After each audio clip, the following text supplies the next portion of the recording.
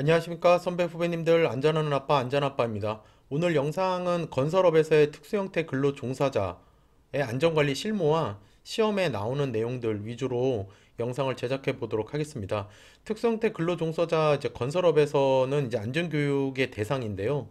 그 현장에서 안전관리자로 근무를 하다 보면은 이쪽 일에 부딪히는 일이 종종 있어서 영상을 한번 만들고 싶었습니다.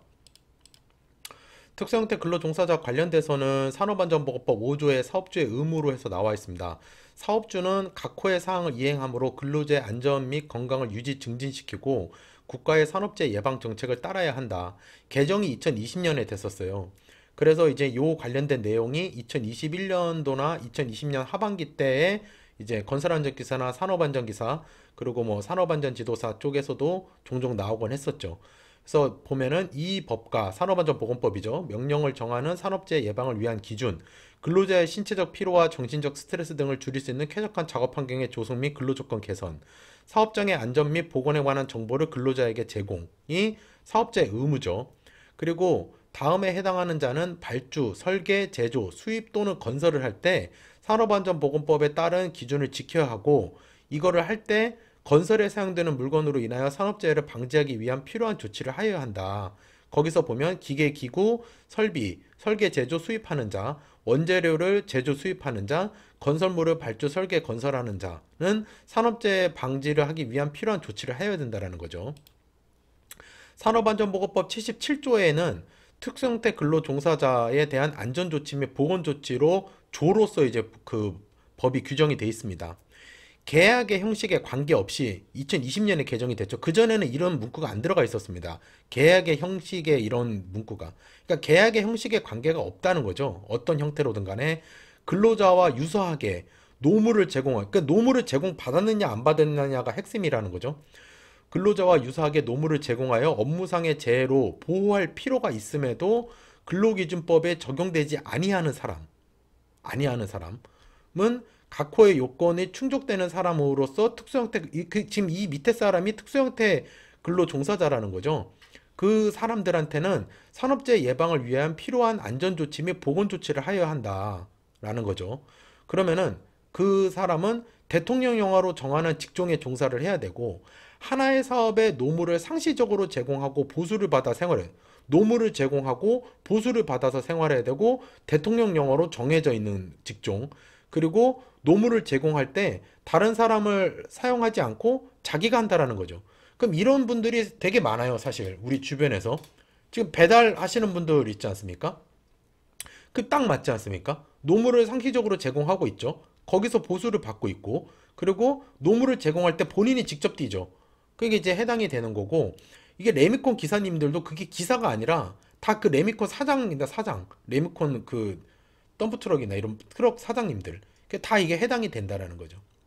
그리고 이제 특수형태 근로 종사자로부터 노무를 제공받는 자는 고용노동부령을 정하는 바에 따라 안전 및 보건관에 관한 교육을 실시해야 된다. 이게 이제 그 법적 근거죠. 교육을 실시해야 되는 법적 근거. 정부는 특수형태 근로자 안전 및 보건 유지 증진의 비용 일부 정부를 지원할 수 있다. 나와 있습니다. 그래서 이제 특수형태 근로 종사자에 대한 그 법규를 요약을 해놓은 걸 요걸 보시면 됩니다. 책임 주체가 특수형태 근로장소로 노무를 제공받는 자이고, 강사의 자격, 그러니까 교육을 시킬 수 있는 강사의 자격이 사업장의 관리 감독자나 관리 책임자, 공단에서 강사 요원 교육 과정을 이수한 자, 산업안전지도사 또는 산업위생지도사, 안전보건 교육기관에도 위탁이 가능하다라고 나와 있습니다. 최초의 노무 제공 시 2시간, 근데 간헐적 작업이나 단시간 작업은 1시간, 특별교육인 경우에 16시간인데 단기간 간헐적 작업은 2시간이죠. 그러면은 현장에 지금 그 펌프카가 왔다거나, 그럼 펌프카 왔으면 당연히 레미콘이 오겠죠. 레미콘 믹스 트럭이 오겠죠. 그러면은 그분들은 지금 단기간 간헐적 작업에 해당이 되기 때문에 2시간 교육을 시키는 겁니다. 그 트럭 기사님들이 이제 사장님들이죠. 특수형태 근로 종사자가 같은 도급인의 사업장 내에서 이전에 하던 업무와 동일한 업무 종사한 경우 노무를 제공하는 자가 변경되더라도 최초 노무시 교육과 특별교육이 모두 면제됩니다. 뭐 사실 이건 크게 중요하진 않죠. 현장에서는 뭐 일단은 사람이 새로 들어오거나 장비가 새로 들어오면 무조건 그냥 교육을 다 시켜야 되니까요. 그리고 이제 교육 의무 미준시 시 3천만 원 이하의 과태료 부과. 어마어마하죠. 네. 이렇게 나와 있습니다. 이게 이제 2020년 5월 달에 개정이 된 내용이었죠. 그래서 지금 산업안전 지도사를 준비하시는 분들이든 건설안전 기사를 준비하시는 분들이든 뭐 안전관리자도 당연히 알고 계셔야 되는 부분인데 건설 장비에 대해서 알고 있어야 됩니다. 보시면은 여기 건설기계 관리법 시행령 별표 1번에 포함되는 게 건설 장비에 해당이 되는 거죠. 불도저, 굴삭기, 로더, 지게차, 스크레이퍼, 덤프트럭, 기중기, 모터그레이더, 롤러, 안전기, 그 다음에 콘크리트 등등등, 그 다음에 아스팔트 등등등, 골재 살포기, 세석기, 공기압축기, 천공, 항타, 항발, 자갈채취, 준설선, 특수건설기계, 타워크레인이 건설 장비에 해당되는 거죠.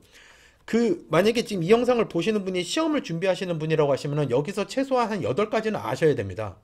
보통 7, 8가지는 알고 계시는 게 좋아요. 왜냐면 나중에 한두 개 까먹을 수 있으니까 여유 있게 6개 이상을 암기를 해 놓으셔야 되기 때문에 7, 8개 정도는 뭐 덤프트럭이라든가 뭐 포크레인 이런 거는 이제 안 쓰죠. 이제 제가 어렸을 때만 해도 20대 중반 이럴 때만 하더라도 굴삭기라는 말을 거의 다들 안 쓰고 다들 포크레인이라고 썼었는데 예. 지금 이제 굴삭기 이렇게 쓰죠. 그리고 이제 최초 노무 제공 시에 교육을 해야 되는데 교육하는 내용은 교통안전, 운전안전에 관한 사항, 보호구 착용에 관한 사항, 기계기구 위험성, 작업의 순서 동선에 관한 사항, 작업 개시 전 점검에 관한 사항, 정리정돈 및 청소에 관한 사항, 사고 발생 시 긴급 조치에 관한 사항, 직무 스트레스 예방 및 관리에 관한 사항이 교육을 시켜야 되는 내용이죠. 그래서 실제로 현장에서는요, 이렇게 안전교육일지를 만들어서요.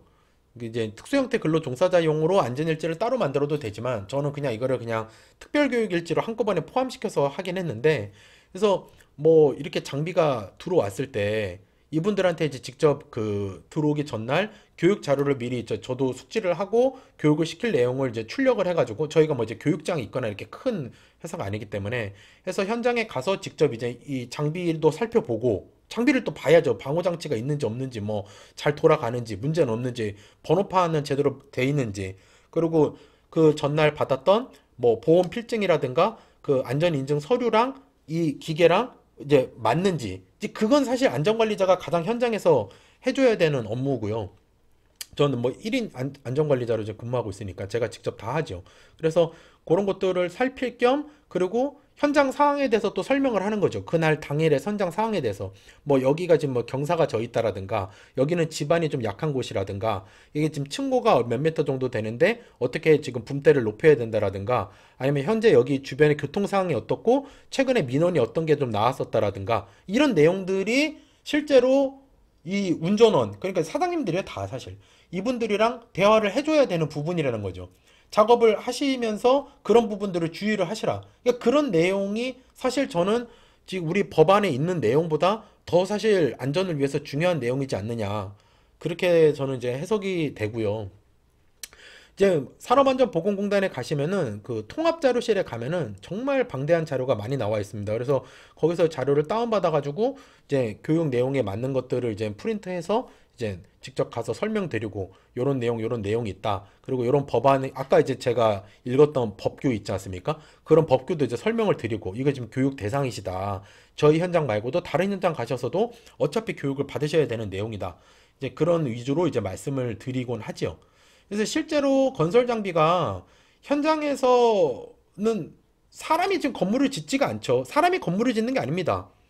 사람이 건물을 짓는 거 이제 뭐 조선시대 때나 예. 사람이 다 벽돌 날라서 벽돌을 이제 바르고 진흙 갖다 붙이고 지금 그렇게 짓는 게 아니잖아요. 초가집을 만드는 게 아니잖아요. 지금은 다 지금 장비가 기계가 와서 짓는 거기 때문에 기계에 대해서 안전관리자라고 하시면은 기계에 대해서 어느 정도 좀 볼 줄 알아야 됩니다.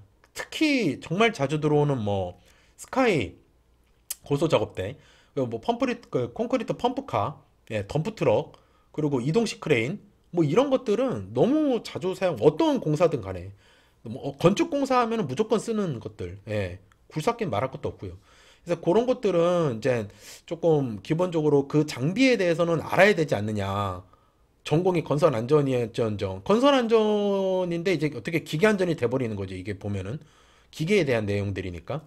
그래서 그런 부분들을 좀 숙지하셔가지고 예, 업무를 보시면 되겠고요. 시험을 준비하시는 분들이라고 하면은 요 건설 장비에 대한 부분이랑 그 다음에 이제 아까 이제 법규에 대한 내용들, 요게 특수형태 근로종사자다. 그리고 사업주의 의무는 어떻게 된다. 이런 내용들로 좀 보시면 되겠습니다.